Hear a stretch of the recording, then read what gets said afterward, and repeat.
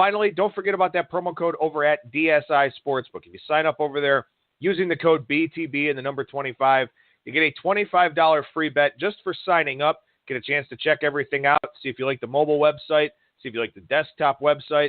And then if you do decide to deposit, you'll get a 100% deposit match bonus for the sportsbook. And if you add funds to the live casino, 100% deposit match bonus over there as well. So great opportunity at BetDSI, where it's only a game until you bet it. Two guests coming your way today. The first, Mr. Bryan Leonard from WagerTalk.com. Bryan, how's it going today, man? Going good. Thank you very much. Well, we got a lot of stuff to talk about here. Plenty of things going on in the sports world. And, I mean, that seems like it's just pretty much the way that things go every single day now at this time of the year. But I do want to touch on injuries in college football. We've got a couple of really notable ones here, one in a major program, one in a group of 5 program. But I want to talk about this process a little bit here on today's show. And let's begin with the one at the smaller program. Gus Ragland, the starting quarterback at Miami of Ohio. Team starts 0-6 last year. Ragland comes in. They win 6 straight, make it to a bowl game. Should have beaten Mississippi State, but they fell a little bit short in that one. But he is out this week. At the very least, he's exceptionally doubtful, but I believe what I most recently read, he's out here for this game. So when we talk about adjusting for a quarterback injury, how big is this one at Miami of Ohio in your power ratings? Well, my number 16 with him in the lineup, last time I looked at the number, it was roughly 9.5. So they're saying there's a 6.5 point differential. That's too high.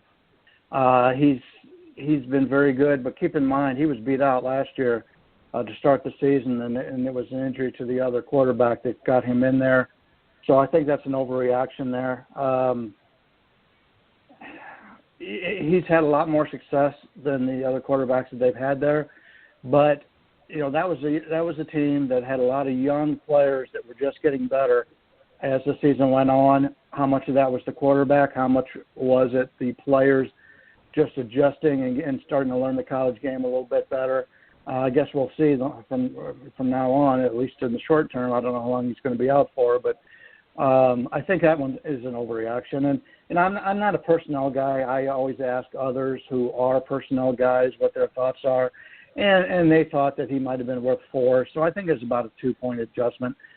2 points of value here on Miami, and you got to realize when you're playing Kent State, a team that if they score 3 points, that's a good game for Kent. After Holly went out at quarterback, they really have no options at quarterback to put any points on the board. Miami's got a good defense. It's not going to take a lot in this game, so you may not show it in this game, but future games when you've got to match another team in point scoring. That would be when the quarterback adjustment would take effect.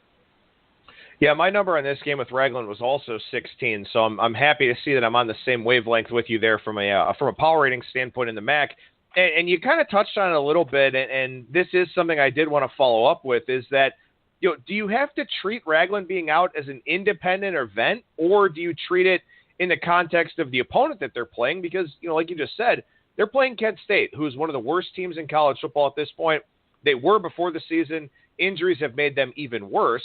So, do you feel like if Miami was playing, I don't know, let's say Western Michigan or something like that, then maybe Ragland is worth the 6.5 that this adjustment is suggesting? Yeah, I would say so. Anytime you're playing a team that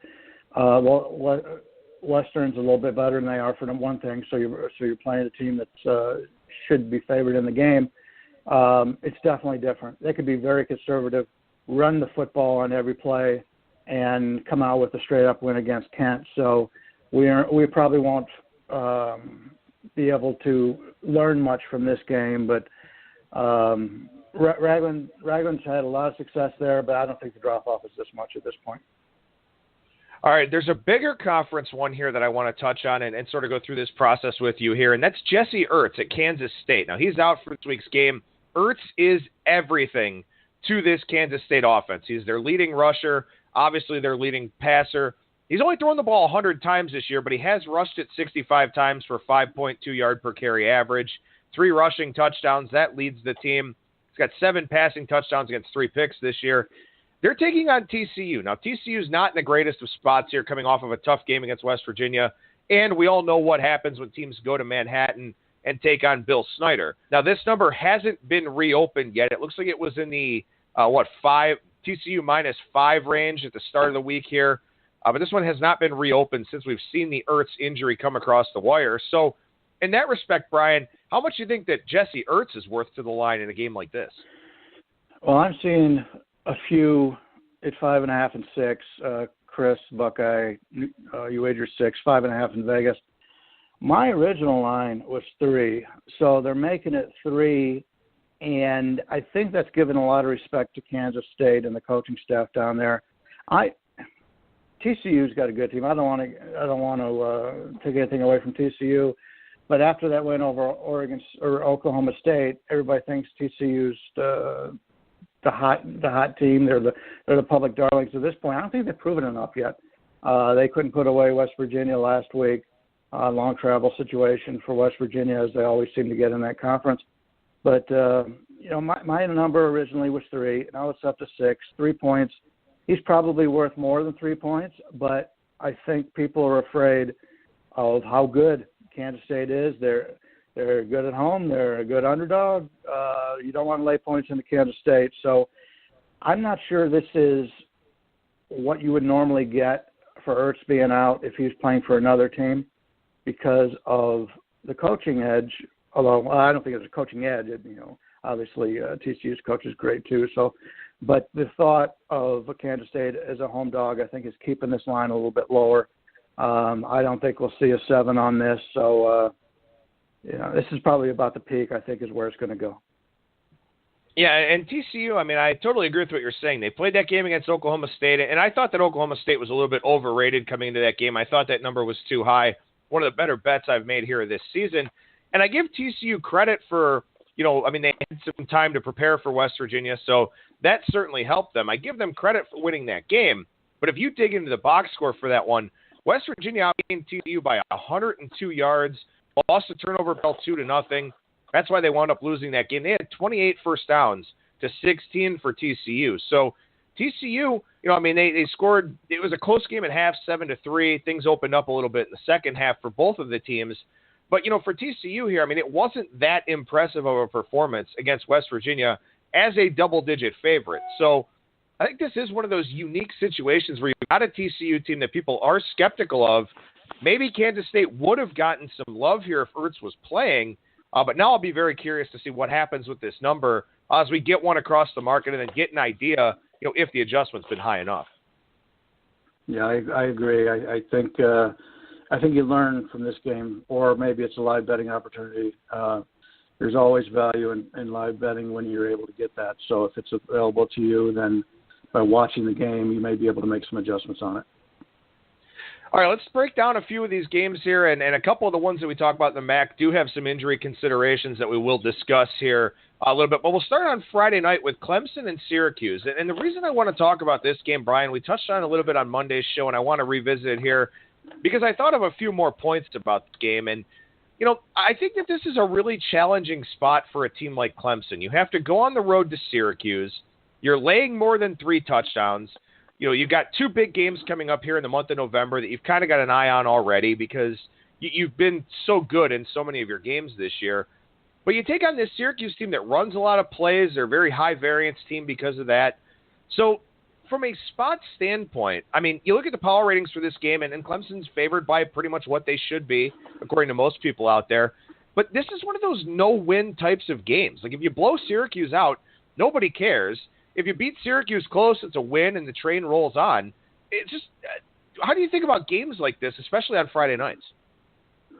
Yeah, I made this line 19.5 here. It is a tough spot for Clemson. They do have the bye week next week. A lot of times it's, if you're normal, anything like I am or people I know, if you've got a week off, the following week you can't wait for that to happen. It's sort of like going on vacation. Your last couple of days of work, you kind of mail it in. That I'm pretty sure that happens for college kids too. The only problem is the Wake Forest game last week. They were in complete control of that game, up 28-0, and let Wake Forest in the back door, scoring the last 14 points. I'm sure Dabo Swinney's not happy with that. The last 3 years, Clemson has had a losing spread record on the road each of those years. in the road favorite role, but they actually are 2-0 this year, Louisville and Virginia Tech winners. So maybe it's a different mindset of Clemson, but I would have been against Clemson if Wake Forest had not had that late comeback in that game. So he's going to have the team fired up here. But as I said, they've got that bye coming up. Syracuse offensively, they have a lot of plays, but other than that game against Central Michigan where they scored the 41, they've been consistently in the 23 to 27 range, and some against some bad defenses. Middle Tennessee's not that great defensively. Pittsburgh, as we've seen, but they even put up those kind of points up against LSU and NC State, who are very good defensively. So it's a situation for me where I would lean with the dog here, but if I did it, it would not be in the first half, and I do a lot of stuff for the first half. And look at this Clemson defense so far this season in the first half. They allowed 3 to Kent, 6 to Auburn, 7 to Louisville, 0 to Boston College, 3 to Virginia Tech, 0 to Wake Forest. When they are engaged when they are engaged early in the game, that defense is just fantastic. And there's been 3 drives that have started in Clemson territory, yet they've only given up basically the 1 touchdown on the season. So this is a Clemson team defensively in the first half I don't want to go against. So if you see the game, go to halftime and you see enough out of Syracuse where you think they may be able to put some more points on the board, it's a possible play on Syracuse. But then again, we go back to how Clemson blew that lead last week. So it'll probably be a game that I'm going to be sitting on the sideline with. Well, and what I love about this game and what we can illustrate here on the show, and I think that we do a really fantastic job of that, is that this looks like a throwaway game. Clemson's a 3-touchdown favorite. They're a much better team than Syracuse. Everybody knows it. This number is up to 22.5 at some shops, actually, so more than a 3-touchdown favorite. And it looks like one of those games that you just kind of gloss over. It's a Friday night game, so people are going to put action on it just for the hell of it. But there's a lot of nuance to this game, and there are a lot of games like that where you can't just dismiss a game because there are a lot of betting angles available in just about every game on the card, whether it's college football, NFL, college basketball, whatever the case may be. So I think it's just a good example for listeners out there, to not overlook any game because there could be something that you're definitely missing. Definitely, and there's many times where I'll look back over that card on Sunday and I'll see something happen. I said, why didn't I see that beforehand? I said, that's something that I would normally look for, and I missed out on it. It was clear that team wasn't going to show. It's sort of like the Massachusetts to Tennessee game earlier a few weeks ago. Early game, Tennessee playing a team that's going to be out of the FBS this year, and then obviously UMass playing an SEC team. They're going to come to play, and I just completely missed out on it and cost myself a winner. But that kind of thing happens. And I do want to point out that this is a night game as opposed to most of the Syracuse games, which are early in the day. I'm a big proponent of giving an extra half a point or so to the home team for home field advantage on a night game, especially when it's something that they don't do very often. I always bitch at LSU because they should be having night games every week there, and they change it up, and that's really where they get their home field advantage, is playing there late at night, sort of like Florida playing at night. The teams that have a really good home field advantage should be playing those games at night, the Boise games. Boise games in the afternoon are not nearly as important as Boise games at night. The freezing cold, the fans are fired up, probably having some soda pops, as a lot of people like to say, and this is a night game for Syracuse, and so we will have to see how this works out. But when I'm looking at these games during the week that are normally played at night, or normally played during the day that are being played at night, I always give the home team a little bit extra in home field advantage. No, I think that's an excellent point, to be sure, and we'll see if that is something that does benefit Syracuse, of course, in the Carrier Dome, where it could be a little bit louder than some of the other venues that Clemson will play in here throughout the season. Let's go ahead and move on over to Saturday here. We'll go to game 119, 120 on the rotation order. Ohio and Bowling Green. So Bowling Green, big benefactor of Gus Ragland getting hurt last week as they pick up their first win of the season. Taking on an Ohio team that, the reason I wanted to talk about this game, Brian, with Ohio, a 9.5 point favorite on the road, is that I had pretty high hopes for Ohio this season. I thought that they were the class of the MAC East. I knew Miami of Ohio was there. I knew Miami of Ohio had a chance to be a pretty good team. But I had really high expectations for Ohio coming to this season. Yes, they're 4-2, but that loss to Central Michigan turns out produced better than we thought. But one of the things that's really difficult for me as the season goes along is to maintain a proper perspective about a team that I expected to be better. And then I wind up being a little slow to adjust their numbers, and it starts to cost me. It starts to burn me. Ohio is one of those teams here, or at least they were one of these teams before I made a pretty significant adjustment to them over the last couple of weeks. Just to go back to the last game real quick for one key point. Clemson beat Syracuse 54-0 last year. So another reason why they may overlook the Orange.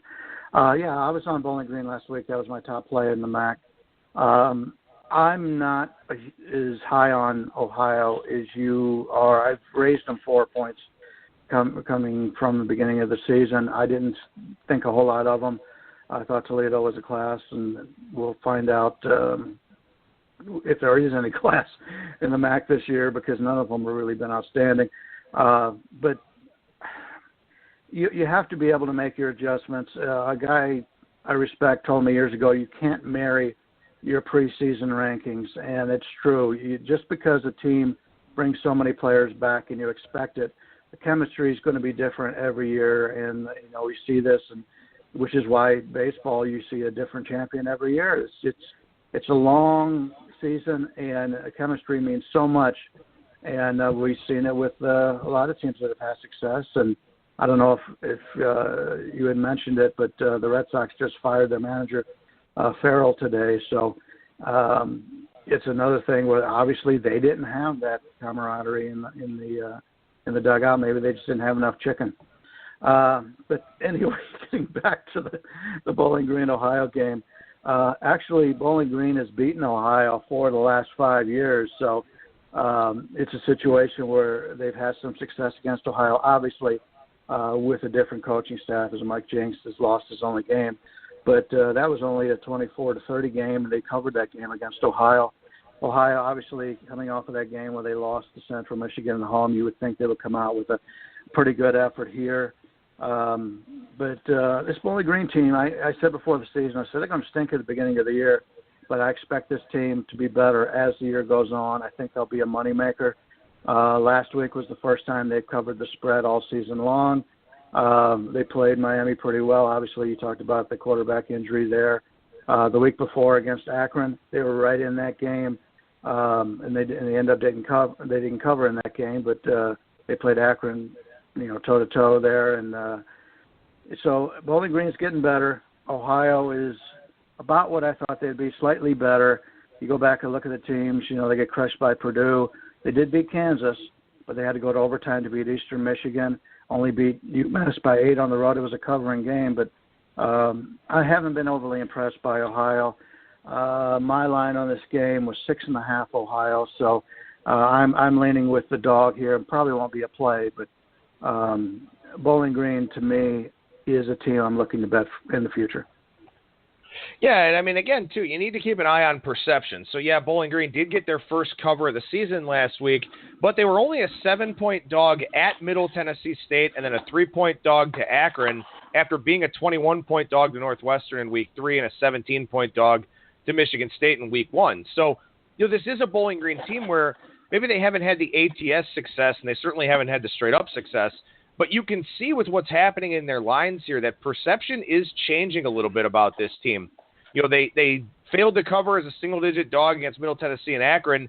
Then the market inflates the price a little bit against Miami of Ohio. They win that game outright as a 16.5-point dog.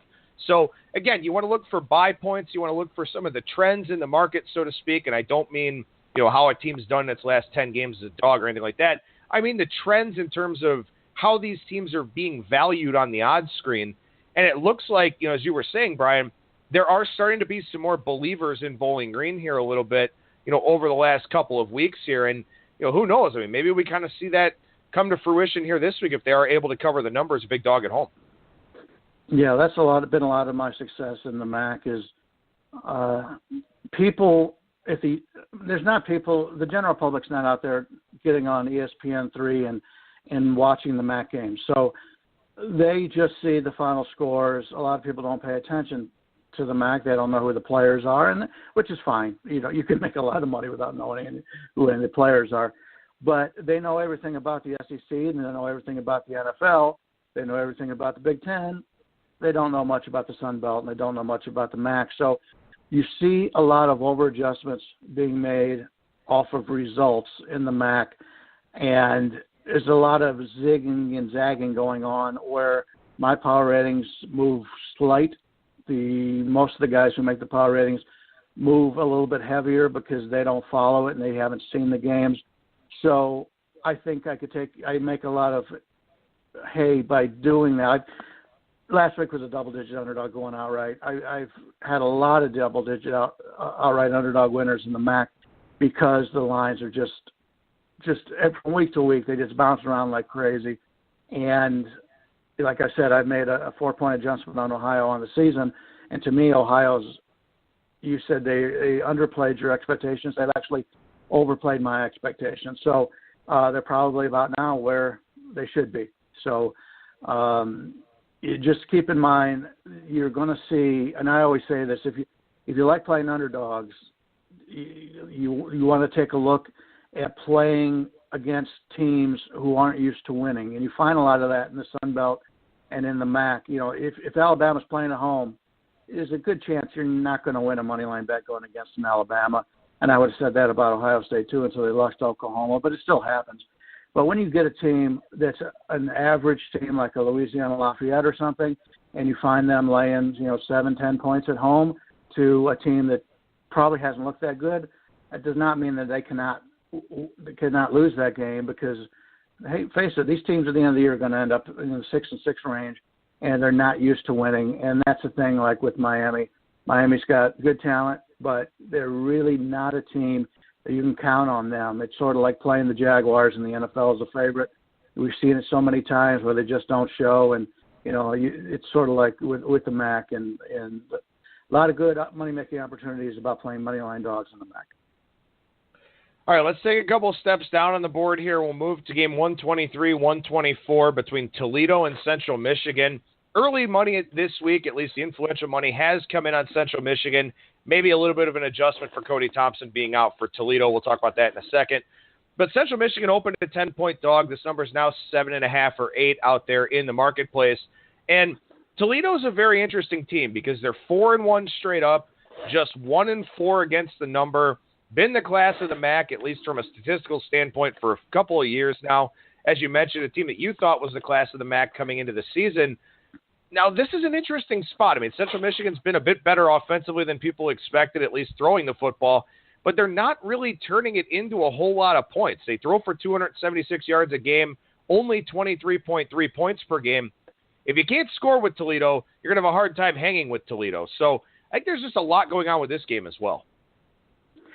Toledo's won this game 7 straight years. My number is 6.5, so probably not enough to get involved. But, yeah, you're right about Toledo. I came into the season, I had them as a 74. I've gone down to a 72 now. So I thought they were the class. They probably still are.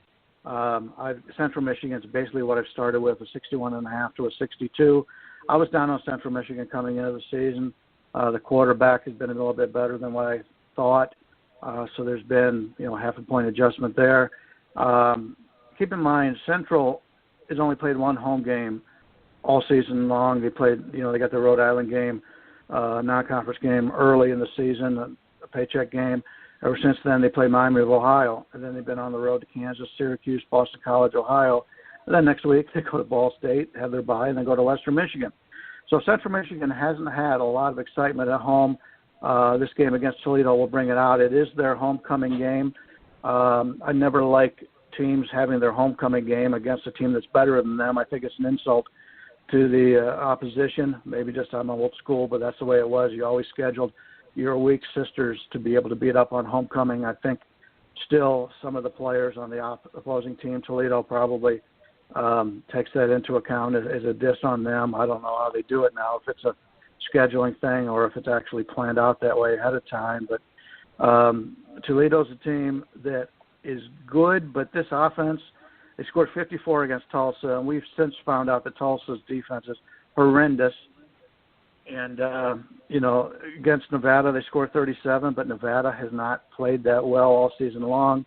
They got 20 against Eastern Michigan. They did get to 30 against Miami, Florida, but that was all in the first half. And Miami just took them to the woodshed in the second half. So I haven't seen enough out of Toledo to think that they are nearly as good as what I thought they were. I've dropped them 2. We may be dropping them more after this game, but I made it 6.5, and I probably won't be getting involved. I got this game at 8, so I'm pretty much right out there with the market, so I won't be involved in this one either. But I do think what's really interesting here about this situation is that, for this Toledo team, I mean, was last week kind of the offense bottoming out with just 20 points against Eastern Michigan, or was that a sign of things to come? That's what I want to see here in this spot against a Central defense that's not particularly strong, giving up 4.8 yards a carry, 5.6 yards per play. I'd like to see Toledo come back and go out there and cover a number, and maybe that'll shed some light on what I can do with them the rest of the season, with some tricky games coming up at Ohio. They host Western Michigan in what could end up being the MAC West division title game. So that's what I want to see. This is another one of those games where I won't have a play on it, at least not from a numbers standpoint, unless I find some other angle I like between now and then. But again, you don't want to discard or discredit any game because there is something you can learn from all the games that are out there. Definitely. And even though Toledo's on the road and I'd much rather have them home in the Glass Bowl, we will learn about that this week. And, maybe I just had too high of expectations for Toledo. We'll find out. But that's the good thing about sports betting is you don't have to be involved in every game. Last thing I'll ask you about here, I kind of talked about it in terms of Ohio and being a little bit, maybe slow to adjust to them. And then as it turns out, it looks like I've over-adjusted because I've got that number in the 5 or 6 range here this week. When it comes to Toledo, I know you said you've adjusted them down a couple of points. You kind of made it sound like if they don't play well against Central this week, this is sort of your breaking point where you kind of give up on that preseason expectation you had. Is that generally about how long it takes for you? I mean, does it take a good 5 or 6 data points before you can do that? It depends on what team it is. If it was a team that was expected to do really well this year that hadn't proved it in the past, I probably would have done it earlier. But Toledo's been one of the most consistent programs in the country for a decade or two, and so that makes me more apt to change. It's sort of like what you're getting coming into the season with Toledo, and they're it's like in college basketball, too many people overreact to returning starters and that kind of thing. But it's Duke. They're the same every year. It's Kentucky. They're the same every year. South Carolina, on the other hand, when they've got really good players, they could be really good, but they don't always have those really good players. So Toledo has earned the respect for me that they've been good long enough that I can wait a little bit longer. All right, let's flip over to the NFL side here, and we've got 4 double-digit favorites this week: Houston, Atlanta, Washington, and Denver, and we could have a 5th with New England, depending on what happens with the line movement there. And at some books, New England already is a double-digit favorite. We've also got other big favorites out there. Baltimore's laying almost a touchdown. I would assume Tennessee's laying a touchdown or thereabouts, with Marcus Mariota likely playing on Monday night. So we got some very, very big numbers out there in the NFL, and I know that there are a lot of preconceived notions about betting big favorites in professional football. So, Brian, what are your thoughts on it? Yeah, it used to be that you could just blindly bet double-digit dogs and make a profit. But as we have seen the last few years, the parity is not there in the NFL. As opposed to baseball, which I talked about, NBA and football, you could probably name off 6 teams at the beginning of the year, especially the NBA. They have a chance to win it, and everybody else is playing for the tank roll. And, there was even talk that the Jets coming into the season, management basically did that so they could tank it and get a good draft pick. Well, none of the players want to tank. The players want to win, and that's exactly what's been going on with the Jets. I don't think they've been overly impressive. I think they played some teams that are just playing bad. But, the best laid plans, as they say, And so we're starting to find this in football also. It's just the way the draft's set up. So you're like Cleveland at this point. I wouldn't be looking to back Cleveland. To me, they look like a team that is trying to lose.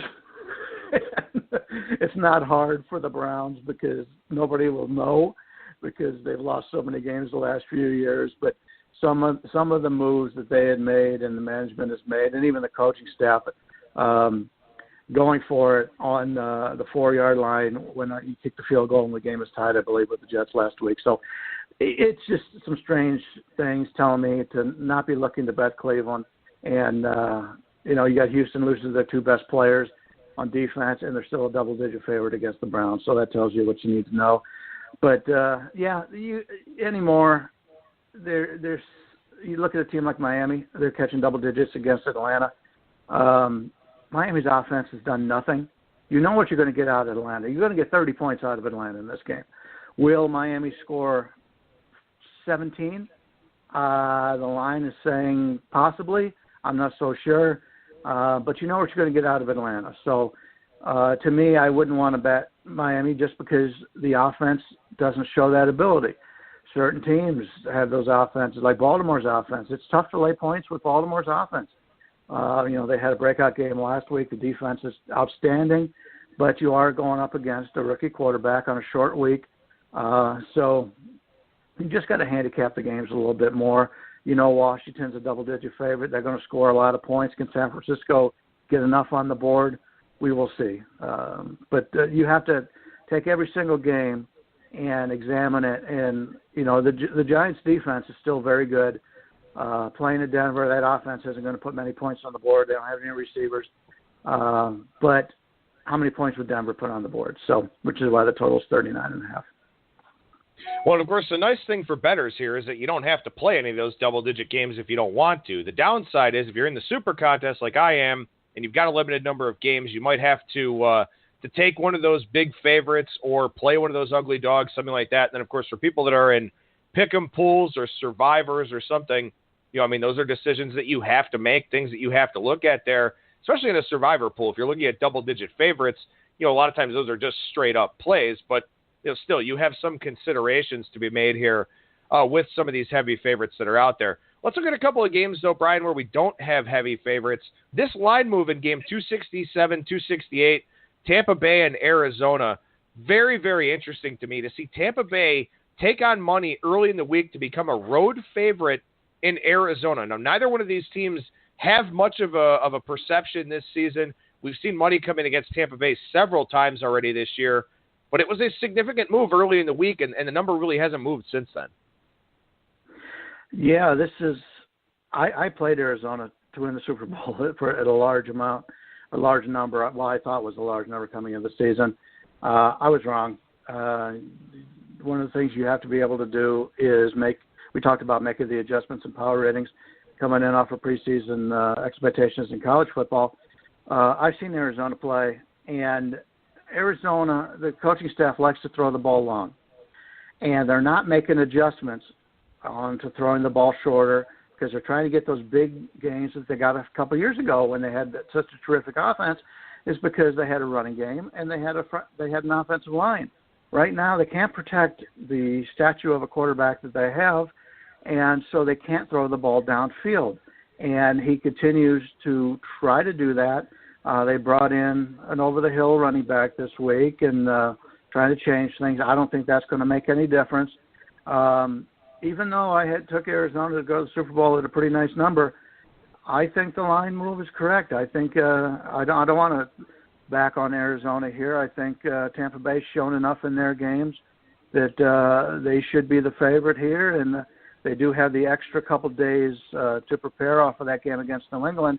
And I do want to point out the teams that are played Thursday are 10-0 against the spread the following week with those extra 2 days of rest. Is it a short sample size of 10? Sure. But is there some reasoning for it? You would think so when you're taking a look at it, extra time to prepare. Especially it would be more important to me if they were playing a non-conference opponent that they don't know very well. But this is not a divisional opponent. It is a conference opponent. But I do know that if you're looking to play this game, Arizona has won the coin toss 4 times out of 5 weeks, and they wanted to receive the ball first, which I don't really understand. I think you'd want to put your better unit on the field first. But anyway, Tampa Bay defers. So Arizona's going to get the ball first. So if you like Arizona, I would say playing them in the first half may be a better play. If you like Tampa Bay, just wait and look for some live in-game. When Arizona gets the ball, you might be able to get Tampa Bay at a better number. That's a really good point that you brought up there, that Arizona should get an extra possession here in this game, at least in the first half. So, that is possibly a good wagering angle to go with there. Tampa Bay, of course, keep an eye on the injury report, because with Quan Alexander and Levante David out the last couple of weeks for them, pretty big loss in the middle of this defense. But like you said, Brian, if Arizona's not going to make the adjustments to exploit what's going on in the middle of the field for Tampa Bay in that 7 to 10 yard range, then it's probably all for naught and probably doesn't really matter that much for them. So, again, looks like we're probably looking at a regime that could be changed down there in Arizona. And, when you see people, because I think Arizona has one of the better home field advantages left in the NFL, and when you see them actively bet into a home underdog, that's a move that certainly stands out to me for a lot of different reasons. We'll slide down one spot on the board here, game 269-270, Pittsburgh and Kansas City. Pittsburgh with an awful showing last week against Jacksonville. Ben Roethlisberger openly talks about retirement. We know that there are some problems there in that locker room based on the anthem protest a couple of weeks ago. And then, of course, now Roethlisberger and all the things going on with him. Kansas City, man, I mean, this is a team that's played extremely well throughout the season. I know they hit some bumps in the road there last week, at least from a defensive standpoint, but they're still 5-0. So are you surprised to see where this number is going with the Chiefs now up to a 5-point favorite? Not at all. I wouldn't want any part of Pittsburgh.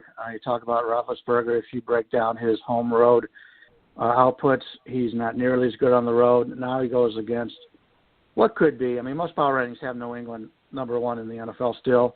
But from an eye standpoint, Kansas City, you're going to have to find a pretty good reason to go against Kansas City here. Kansas City does everything right. From a coaching standpoint, they don't turn the ball over. They make the right decisions. From a Pittsburgh standpoint, I could not understand. I've been indifferent to the coaching staff at Pittsburgh for a while. I love the way that the team picks up free agents and does their drafting. But from a coaching standpoint, I've been indifferent. But last week, when you are playing a Jacksonville team who's number 1 in the NFL at pass defense, last in the NFL in rush defense, you've got one of the best running backs in the NFL, and you're in a game where you don't need to pass the ball. You can run the ball. You're only down by 3 points or so, and they refuse to do it. That tells me that the coaching staff just had that team unprepared. You mentioned Roethlisberger. He was thinking about retirement coming into the season. Obviously, the losing has him thinking it again. And this is a team right now I don't want any part of. When you have a team, when you have a team that comes into the season with high expectations and they start losing, they can go downhill quick. The only positive for Pittsburgh is the division they are in stinks. And even though Cincinnati's playing better ball, Pittsburgh still should win this division and be able to fight their way through it. So they're still a playoff team, but I don't want any part of them here against Kansas City. Lots of good thoughts here on today's show from Bryan Leonard of WagerTalk.com. Brian, what's going on over at the website right now? We're over making videos once again today. Had some pretty good success. If you've been watching the videos, had some good success. Some nice points being made. Cheat is back in town, and he will be doing the videos for us again this week. And he just started a new podcast, and I'm sure when he's on your show, he'll talk about that. But we've got a lot of talented guys over there. Ralph Michaels and Marco D'Angelo, the host. Scott Spritzer has been there. Dave Koch, and a lot of guys that have been in Vegas a long time that I respect, that know a lot more personnel than I do. So I'm always liking to pick their brains. There's guys out there that also do a lot with trends and angles and stuff. I like to pick their brains. Everybody's got their little niche. And if you get everybody together and is a follower of podcasts and radio shows like your own, I mean, you had a guy on there the other day, I believe goes by Stuckey. I was really impressed by him. I know he's been out there on the internet market for a while, but he did an outstanding job and thought of things a little bit differently. And it's just by listening to your show every week, by the end of the week when you make your selections, you get different people doing different ways to handicap, and you can make a good decision at the end of the week. And I just applaud you for the guests that you've had on the show. Well, and you can follow one of those guests, Bryan Leonard, on Twitter at @BLeonardSports. Bryan, thank you so much for joining us, man. We appreciate it. We'll talk to you again next week. Sounds great. You take care.